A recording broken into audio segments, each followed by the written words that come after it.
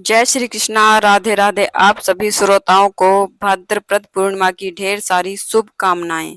आज भादो मास की पूर्णिमा तिथि है, तो आज मैं आप सभी को सुनाने जा रही हूँ भादो पूर्णिमा की दुर्लभ कथा, जिसे स्वयं भगवान श्री कृष्ण जी ने मैया यशोदा को सुनाया था, जिससे सुनने मात्र से सभी मनोकामनाएं पूरी हो जाती हैं और घर में सुख समृद्धि बनी रहती है। द्वापर युग में एक समय की बात है कि यशोदा जी ने भगवान श्री कृष्ण से कहा, हे कृष्ण, तुम सारे संसार के उत्पन्नकर्ता, पोषक तथा उसके सहायकर्ता हो। आज कोई ऐसा व्रत मुझे कहो जिसके करने से मृत्यु लोक में स्त्रियों को विधवा होने का भय ना रहे तथा यह व्रत सभी मनुष्यों की मनोकामनाएं पूर्ण करने वाला हो। श्री कृष्ण कहने लगे, हे माता, तुमने अति सुंदर प्रश्न किया है। मैं तुमसे ऐसे ही व्रत को सविस्तार कहता हूँ। सौभाग्य की प्राप्ति के लिए स्त्रियों को 32 पूर्णमासियों का व्रत करना चाहिए। इस व्रत के करने से स्त्रियों को सौभाग्य संपत्ति मिलती है। यह व्रत अचल सौभाग्य देने वाला एवं भगवान शिव के प्रति मनुष्य मात्र की भक्ति को बढ़ाने वाला है। यशोदा जी कहने लगी, हे कृष्ण, सर्वप्रथम इस व्रत को मृत्युलोक में किसने किया था, इसके विषय में विस्तार पूर्वक मुझे कहो। श्री कृष्ण जी कहने लगे कि इस भूमंडल पर एक अत्यंत प्रसिद्ध राजा चंद्रहास से पालित अनेक प्रकार के रत्नों से परिपूर्ण कार्तिक का नाम की एक नगरी थी। वहां पर धनेश्वर नाम का एक ब्राह्मण था और उसकी स्त्री अति सुशील रूपवती थी। दोनों ही उस नगरी में बड़े प्रेम के साथ रहते थे। घर में धन धान्य की आदि कोई कमी नहीं थी। उनको एक बड़ा दुख था कि उनके कोई संतान नहीं थी। इस दुख से वह अत्यंत दुखी रहते थे। एक समय एक बड़ा तपस्वी योगी उस नगरी में आया। वह योगी उस ब्राह्मण के घर को छोड़कर अन्य सब घरों से भिक्षा लेकर भोजन किया करता था। रूपवती से वह भिक्षा नहीं लिया करता था। उस योगी ने एक दिन रूपवती से भिक्षा ना लेकर किसी अन्य घर से भिक्षा लेकर गंगा किनारे जाकर भिक्षा अन्न को प्रेम पूर्वक खा रहा था कि धनेश्वर ने योगी का यह सब कार्य किसी प्रकार से देख लिया। अपनी भिक्षा के अनादर से दुखी होकर धनेश्वर योगी से बोला, महात्मा जी, आप सब घरों से भिक्षा लेते हैं परंतु मेरे घर की भिक्षा कभी भी नहीं लेते। इसका कारण क्या है? योगी ने कहा कि निसंतान के घर की भीख पतितों के अन्न के तुल्य होती है और जो पतितों का अन्न खाता है वह भी पतित हो जाता है। क्योंकि तुम निसंतान हो, अतः पतितों हो जाने के भय से मैं तुम्हारे घर की भिक्षा नहीं लेता हूँ। धनेश्वर यह बात सुनकर अपने मन में बहुत दुखी होता है और हाथ जोड़कर योगी के पैरों में गिर पड़ा तथा आदर भाव से कहने लगा, हे महाराज, यदि ऐसा है तो आप मुझको पुत्र प्राप्ति का उपाय बताइए। आप सर्वज्ञ हैं, मुझ पर अवश्य ही यह कृपा कीजिए। धन की मेरे घर में कोई कमी नहीं है, परंतु मैं पुत्र न होने के कारण अत्यंत दुखी हूँ। आप मेरे इस दुख का हरण करें, आप सामर्थ्यवान हैं। यह सुनकर योगी कहने लगे, हे ब्राह्मण, तुम चंडी की आराधना करो। घर आकर उसने अपनी स्त्री से सब वृतांत कहा और स्वयं तप के नियमित वन में चला गया। वन में जाकर उसने चंडी की उपासना की और उपवास किया। चंडी ने 16वें दिन उसको स्वप्न में दर्शन दिया और कहा, हे धनेश्वर, जा, तेरे पुत्र होगा, परंतु वह 16 वर्ष की आयु में ही मृत्यु को प्राप्त हो जाएगा। यदि तुम दोनों स्त्री पुरुष 32 पूर्णमासियों का व्रत विधि पूर्वक करोगे तो वह दीर्घ आयु होगा। जितना तुम्हारा सामर्थ्य हो आटे के दिए बनाकर शिव जी का पूजन करना, परंतु पूर्णमासी को 32 हो जाने चाहिए। प्रातः काल होने पर इस स्थान के समीप ही तुम्हें एक आम का वृक्ष दिखाई देगा। उस पर तुम चढ़कर एक फल तोड़कर शीघ्र अपने घर चले जाना। अपनी पत्नी से सब वृतांत कहना। ऋतु स्नान के पश्चात वह स्वच्छ होकर भगवान शंकर जी का ध्यान करके उस फल को खा लेगी। तब शंकर भगवान की कृपा से उसको गर्भ हो जाएगा। जब वह ब्राह्मण प्रातः काल उठा तो उसने उस स्थान के पास ही एक आम का वृक्ष देखा, जिस पर एक अत्यंत सुंदर आम का फल लगा हुआ था। उस ब्राह्मण ने उस आम के वृक्ष पर चढ़कर उस फल को तोड़ने का प्रयत्न किया, परंतु वृक्ष पर कई बार प्रयत्न करने पर भी वह ना चढ़ पाया। तब तो उस ब्राह्मण को बहुत चिंता हुई और वह विघ्न विनाशक श्री गणेश जी की वंदना करने लगा। हे दयानिधि, अपने भक्तों के विघ्नों का नाश करके उनके मंगल कार्यों को करने वाले, दुष्टों का नाश करने वाले, रिद्धि सिद्धि के देने वाले, आप मुझ पर कृपा करके इतना बल दें कि मैं अपने मनोरथ को पूर्ण कर सकूं। इस प्रकार गणेश जी की प्रार्थना करने पर उनकी कृपा से धनेश्वर वृक्ष पर चढ़ गया और उसने एक अति सुंदर आम का फल देखा। उसने विचार किया, जो वरदान से फल मिला तो वह यह है और कोई फल दिखाई नहीं देता। उस धनेश्वर ब्राह्मण ने जल्दी से उस फल को तोड़कर अपनी स्त्री को लाकर दिया और उसकी स्त्री ने अपने पति के कहे अनुसार उस फल को खा लिया और वह गर्भवती हो गई। देवी जी की असीम कृपा से उसे एक अत्यंत सुंदर पुत्र की प्राप्ति हुई, जिसका नाम उन्होंने देवीदास रखा। माता पिता के हर्ष और शोक के साथ वह बालक शुक्ल पक्ष के चंद्रमा की भांति अपने पिता के घर में बढ़ने लगा। भवानी की कृपा से वह बालक बहुत ही सुंदर, सुशील और विद्या पढ़ने में बहुत ही निपुण हो गया।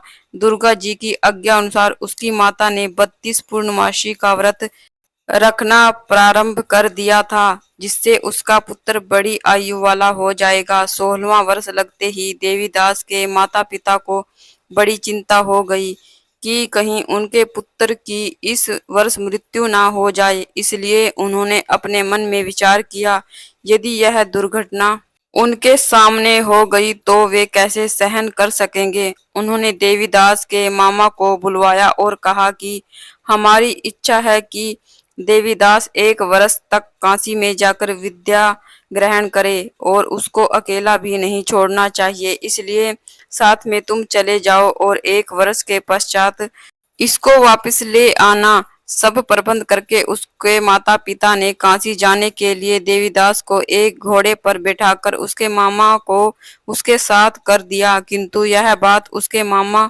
या किसी और से नहीं कही। धनेश्वर ने अपनी पत्नी के साथ अपने पुत्र की मंगल कामना तथा दीर्घायु के लिए भगवती दुर्गा की आराधना और पूर्णमासियों का व्रत करना आरंभ कर दिया। इस प्रकार बारंबार 32 पूर्णमासियों का व्रत पूरा किया। कुछ समय पश्चात एक दिन वह दोनों मामा और भांजा मार्ग में रात्रि बिताने के लिए किसी गांव में ठहरे हुए थे। उस दिन उस गांव में एक ब्राह्मण की अत्यंत सुंदरी, सुशील, विदुषी और गुणवती कन्या का विवाह होने वाला था। जिस धर्मशाला के अंदर वर और उसकी बारात ठहरी हुई थी, उसी धर्मशाला में देवीदास और उसके मामा भी ठहरे हुए थे।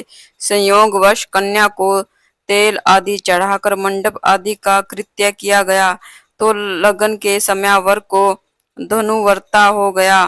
तत्पश्चात वर के पिता ने अपने कुटुंबियों से परामर्श करके निश्चय किया कि यह देवीदास मेरे पुत्र जैसा ही सुंदर है, मैं इसके साथ ही लगन करा दूं और बाद में विवाह के अन्य कार्य मेरे लड़के के साथ हो जाएंगे। ऐसा सोचकर वह देवीदास के मामा से जाकर बोला कि तुम थोड़ी देर के लिए अपने भांजे को हमें दे दो, जिससे विवाह के लगन का सब कृत्य सुचारू रूप से हो सके। तब उसका मामा कहने लगा कि जो कुछ भी मधुपूर्वक आदि कन्यादान के समय वर को मिले वह सब हमें दे दिया जाए तो मेरा भांजा इस बारात का दूल्हा बन जाएगा। यह बात वर के पिता के द्वारा स्वीकार कर लेने पर उसने अपना भांजा वर बनने को भेज दिया और उसके साथ सब विवाह कार्य रात्रि में विधि पूर्वक संपन्न हो गए। पत्नी के साथ वह भोजन ना कर सका और अपने मन में सोचने लगा कि ना जाने यह कैसी स्त्री होगी। वह एकांत में इसी सोच में गर्म निश्वास छोड़ने लगा तथा उसकी आंखों में आंसू भी आ गए। तब वधू ने पूछा कि क्या बात है, आप इतने उदासीन व दुखी क्यों हो रहे हैं। तब उसने सब बातें जो वर के पिता व उसके मामा में हुई थी उसको बता दी। तब कन्या कहने लगी कि यह ब्रह्म विवाह के विपरीत हो कैसे सकता है। देव, ब्राह्मण और अग्नि के सामने मैंने आपको ही अपना पति बनाया है, इसलिए आप ही मेरे पति हैं। मैं आपकी ही पत्नी रहूंगी, किसी अन्य की कदापि नहीं। तब देवीदास ने कहा, ऐसा मत करिए, क्योंकि मेरी आयु बहुत थोड़ी है, मेरे पश्चात आपकी क्या गति होगी, इन बातों को अच्छी तरह विचार लो। परंतु वह दृढ़ विचार वाली थी, बोली कि जो आपकी गति होगी वही मेरी गति होगी। हे स्वामी, आप उठिए और भोजन करिए, आप निश्चय ही भूखे होंगे। इसके बाद देवीदास और उसकी पत्नी दोनों ने भोजन किया तथा शेष रात्रि वे सोते रहे। प्रातःकाल देवीदास ने अपनी पत्नी को तीन तीन नगों से जड़ी हुई एक अंगूठी दी, एक रुमाल दिया और बोला, हे प्रिय, इसे लो और संकेत समझाकर स्थिर चित हो जाओ। मेरे मरण और जीवन जानने के लिए एक पुष्प वाटिका बना लो, उसमें सुगंध वाली एक नव मलिका लगा लो, उसको प्रतिदिन जल से सींचा करो और आनंद के साथ खेला कूदा तथा उत्सव मनाओ। जिस समय और जिस दिन मेरा मरण प्रांत होगा ये फूल सूख जाएंगे और जब ये फिर हरे हो जाएंगे तो जान लेना कि मैं जीवित हूँ। यह बात निश्चय करके समझ लेना, इसमें कोई संशय नहीं है। यह समझाकर वह चला गया। प्रातःकाल होते ही वह गाजे बाजे बजने लगे और जिस समय विवाह के कार्य समाप्त करने के लिए वर तथा सब बाराती मंडप में आए तो कन्या ने वर को भली प्रकार से देखकर अपने पिता से कहा कि यह मेरा पति नहीं है, मेरा पति वही है जिसके साथ रात्रि में मेरा पणि ग्रहण हुआ था, इसके साथ मेरा विवाह नहीं हुआ। यदि यह वही है तो बताए कि मैंने इसको क्या दिया। मधुपरक और कन्यादान के समय जो मैंने आभूषण आदि इन्हें दिए थे उन्हें दिखाए तथा रात्रि में मैंने क्या गुप्त बातें कही थी वह सब सुनाए। पिता ने उसके कथा अनुसार वर को बुलवाया। कन्या की यह सब बातें सुनकर वह कहने लगा कि मैं कुछ नहीं जानता। इसके पश्चात लज्जित होकर वह वहां से चला गया और सारी बारात भी अपमानित होकर वहां से लौट गई। भगवान श्री कृष्ण बोले, हे माता, इस प्रकार देवीदास काशी विद्यान के लिए चला गया। जब कुछ समय बीत गया तो काल से प्रेरित होकर एक सर्प रात्रि के समय उसको डसने के लिए वहां पर आया। उस विषधर के प्रभाव से उसके शयन का स्थान चारों ओर से विष की ज्वाला से विषैला हो गया, परंतु व्रत राज के प्रभाव से उसको काटने ना पाया, क्योंकि पहले ही उसकी माता ने 32 पूर्णमासियों का व्रत कर रखा था। इसके बाद मध्याह्न के समय स्वयं काल वहां पर आया और उसके शरीर से उसके प्राणों को निकालने का प्रयत्न करने लगा, जिससे वह मूर्छित होकर पृथ्वी पर गिर पड़ा। भगवान की कृपा से उसी समय माता पार्वती जी के साथ भगवान शंकर जी वहां पर आ गए।